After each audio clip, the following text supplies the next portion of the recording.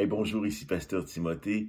Paul a un message extraordinaire dans sa première lettre aux Thessaloniciens en disant « Notre prédication ne repose ni sur l'erreur, ni sur des motifs impurs, ni sur la fraude. La prédication de Christ, un homme mort, un fils de Dieu, mort et ressuscité.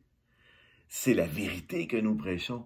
Et il n'y a rien d'autre que cela que nous voulons pour vous, dit-il. Nous ne voulons que vous ayez la même chose que nous. Il n'y a donc pas de fraude ici.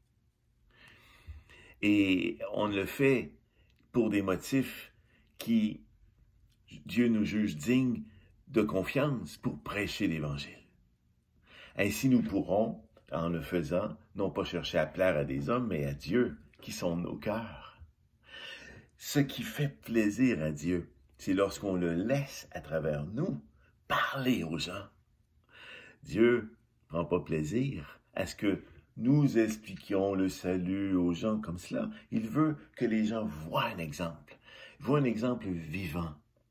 Imaginez que vous écoutez une personne face à vous, que non seulement vous la sentiez sincère lorsqu'elle vous parle de Christ, lorsqu'elle vous parle du royaume de Dieu, lorsqu'elle vous parle du changement dans la vie, de la paix que apporte Christ, et la paix et la vie éternelle, non seulement vous paraissez sincère, mais la personne voit que cela fait une différence dans vos vies.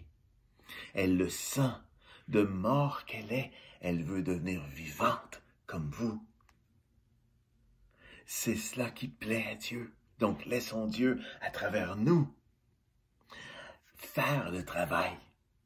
Et ainsi, nous serons jugés dignes de présenter l'Évangile.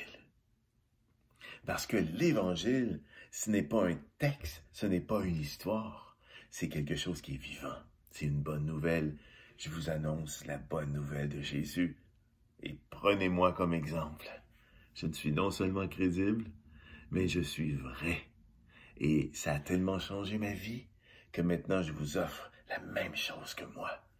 Et prenez, vous aussi, le temps d'être changé par Dieu. Et ainsi vous allez goûter à la même puissance à laquelle je participe à tous les jours. Et cela se voit par les fruits de ma vie, les fruits de l'esprit, ma patience, mon amour, ma joie. Amen. Amen.